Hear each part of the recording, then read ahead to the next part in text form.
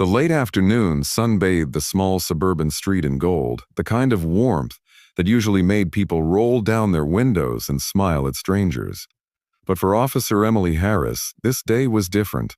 She had already ridden 6 tickets, broken up a minor fender bender, and was just about ready to call it a day when a beat-up green pickup truck sped through a stop sign at the corner of Maple and Pine.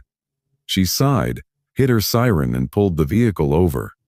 Inside sat a man with a rugged face, wearing a faded green work shirt and eyes that told stories of sleepless nights.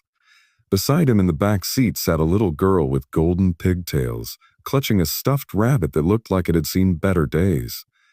Emily adjusted her cap and approached. "Good afternoon, sir. Sir, license and registration, please." The man looked embarrassed as he fumbled through the glove box. "Yes, officer. Sorry, I was just trying to get my daughter home before dinner." "Do you know you ran a stop sign back there?" Emily asked firmly. He sighed, glancing back at the child. "Yes, ma'am. I'm sorry. I just wasn't paying enough attention." Emily noticed his hands shaking slightly as he passed her the documents. His fingernails were rough, his palms calloused, the hands of a man who worked hard for a living. "Mr. Cole Miller," she said after checking his ID. "You're aware that's a serious violation, right?" He nodded silently. The little girl leaned forward between the seats. "Daddy didn't mean to, officer. He's just tired." Emily's stern face softened for a moment. She crouched slightly to meet the girl's eyes. "What's your name, sweetheart?" "Lily," the girl said with a shy smile. "Daddy's taking me home." "We made cookies for my mommy." That sentence hit Emily harder than she expected. "Mommy," she repeated softly. "That's nice." She looked back at the man, Daniel Miller, and noticed a silver wedding band still on his ring finger. Something about it seemed off. The metal was dulled, as if it hadn't been taken off in years. Emily straightened up and started writing the ticket. "All right, sir. I'm issuing a citation for failure to stop. You'll need to appear." But Daniel's voice broke through, quiet and apologetic. "Officer, could you give me a warning instead, please? I just can't afford another fine right now." His words weren't angry. They were desperate. Emily hesitated. She had heard excuses before, but this one carried weight. "I'm sorry," she said softly, continuing to write. "I can't." That's when she heard Lily again whispering from the back seat. "Daddy still wears his ring. Even though Mommy's in heaven." Emily froze mid-sentence. Her pen stopped moving. She looked up slowly. Daniel's eyes were lowered, his jaw tight. He wasn't going to say anything. He didn't need to. The truth was right there, shining in the sunlight off that worn silver band. Suddenly, the words she was about to say changed completely. "If you weren't married," she began, then caught herself, her throat tightening. He looked up, giving a weak, tired smile. "It's okay, officer. You can say it. She's been gone 2 years now." Emily didn't know what to say. She had been through her own heartbreak. A divorce that left her cautious, walled off from feeling too much. But this man's quiet sorrow pierced through her armor. "I'm sorry," she finally whispered. He nodded, staring at the ticket in her hand. "She was my high school sweetheart. Cancer took her fast. Lily was only 4. He smiled at his daughter in the rearview mirror. "Now it's just us. I'm doing my best." Emily looked at the little girl, at her hopeful smile, her innocence, and then back at the tired father who clearly carried the weight of 2 hearts on his shoulders. Something in Emily shifted. You know what, she said, folding the ticket.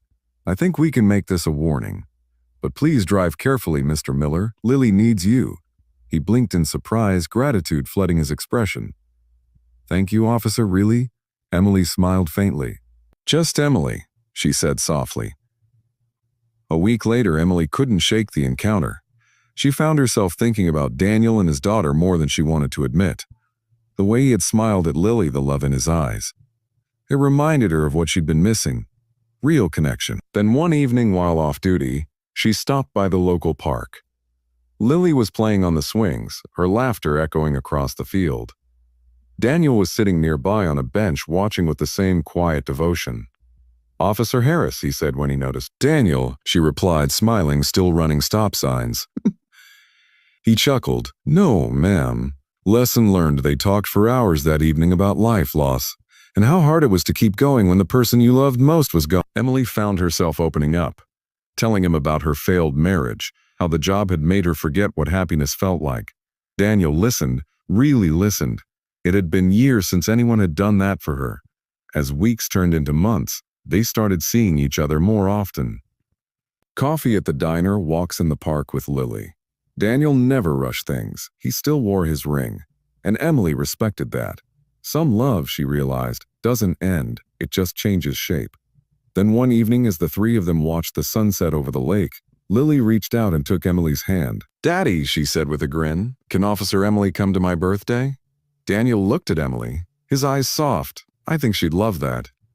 Emily smiled, her heart finally feeling whole again. "I'd be honored, sweetheart." As the sky turned orange and pink, Daniel took a deep breath and slipped the silver ring from his finger, holding it for a moment before placing it gently into his pocket. "It's time," he whispered.